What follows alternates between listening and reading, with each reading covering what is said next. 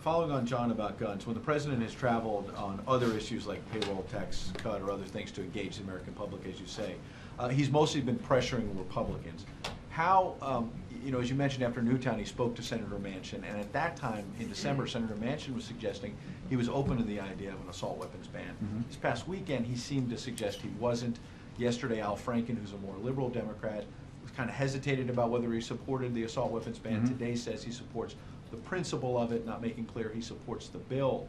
My question is, you've pressured Republicans before. What is he going to do different this time to convince his fellow Democrats, who are the swing votes here, that this is the right thing to do? Well, he's been very clear about this as recently as yesterday, which he believes we all need to reflect upon the problem, examine our consciences, and decide what the right course of action is, and decide whether or not common sense measures that help protect our most vulnerable citizens, our children, from gun violence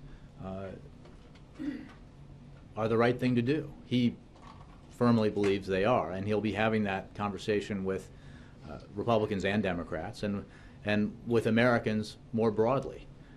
Again, I think that we've seen some change in the atmosphere around this issue since the tragedy in Newtown, and we've seen some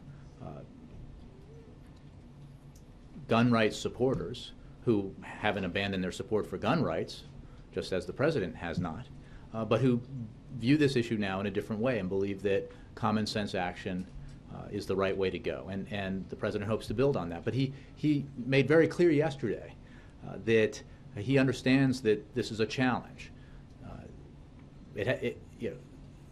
These things aren't law, at least the things that he's proposed Congress pass, because they're hard. If they weren't, they would be law. And he will work with members of both parties to try to get them passed.